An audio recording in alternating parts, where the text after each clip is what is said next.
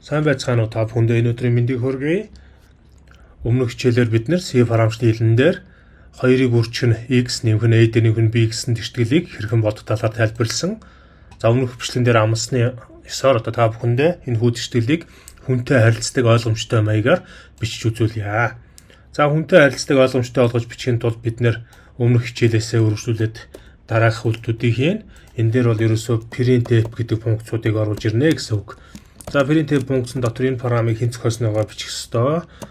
Modify одоо тий Pro Easy Academy гэж бичье. За энэ параметр маань одоо ямар зориулттай параметр гэдүүлээ бичиж үзүүлье. Printf гэхэд за энэ параметр маань одоо y тэнцүү 2-ыг үржих нь x за нэмэх нь ab гэдэг бодлогыг бол шийдэж байгаа. За энэ дээр нь бол solution гэж биччихье. Энэ шийдэл маань ийм байна гэд. За ингээд одоо энэний дараагаар бид нэр scan функцийнхаа өмнө printf функцаараа дахиад энэ x-ийн утгыг оруулна гэж бичье. Enter x number гэж.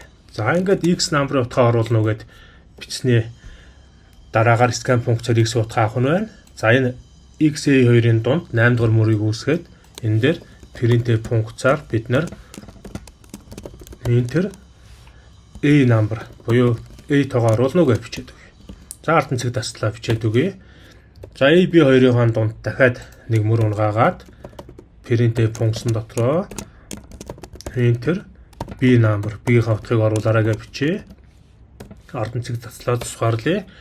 За одоо ингээд үр дүнгээ бид нэр гаргасан байгаа түрүүний ээлжин дээр одоо үр дүнгээ бид нэр илүү ойлгомжтой хүмүүст гаргахын тулд энэ дээр нөгөө 2-ыг үржих нь x гэж бичих байсан тийм үү.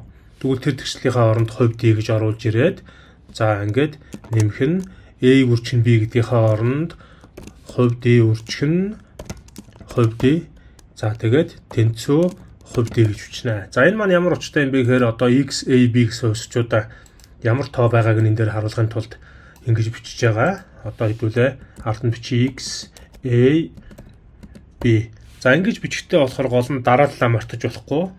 Тоон дарааллаа хувьсчуудынхаа энэ дөрөв хэсэгчийн дарааллаа буруу бичих юм бол үр дүн маань буруу гарна. За одоо хэдүүлээ ажиллуулад үзье. За ажиллуулад үзэхээр дараах үр дүн гарна. За Modify Pro Easy Academy solution y тэнцүү 2-ыг үржих нь x нэмэх нь ab за enter x number гэж байна. За x-ийн тоогоо 5 гэж оруулъя. a-ийн тоогоо 9 гэж оруулъя. b-ийн тоогоо 23 гэж оруулъя. За ингээ оруулахаар 2-ыг үржих нь 5 буюу 10. За 2-ыг үржих нь 5 дээр нэмэх нь 9-ыг үржих нь 23 гээд 217 гэсэн хариу гарсан байна. За энэ маань хариу маань 100 гарсан байна. Одоо хэдүүлээ энэ параметр маань хүнд ойлгомжгүй байгаа учраас дахиад өөрчлөе. Яаж өөрчлөх үү гэхээр Modify Pro Easy Academy гэдгийнхаа араас мөр унгай. Одоо жишээлбэл хувь n-ийгаа бичиж өгнө. Ингээд нэг мөр унлаа. За энэ тэгшлийн араас дахиад мөр унгай. Хувь n. За энэ хоёрын хооронд дахиад мөр унгаана гэвэл энэний ард дахин хувь n-ийг бичиж өгöd хоёр мөр унгаж болно. За enter x number-ыг бас мөр унгаж болно гэсэн үг.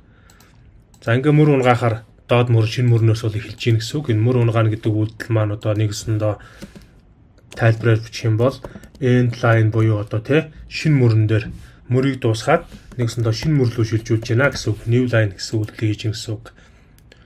За ингээд хэдүүлээ үр дүнгээ ажиллуулад одоо үзье. Одоо их ойлгомжтой болсон. Modify Pro Easy Academy solution y тэнцүү 2-ыг x дээр нэмэх нь ab тэгштэл байна. За ингээд x-ийн тоогоо оруул гэж энэ x-ийн тоо 50. За a-ийн тоо 20.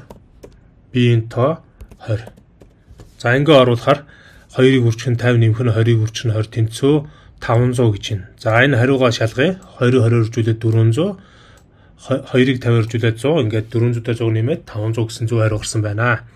За ингээд өнөөдрийнхөө видео бичлэгт анхаарлаа хандуулсан та бүхэнд баярлалаа.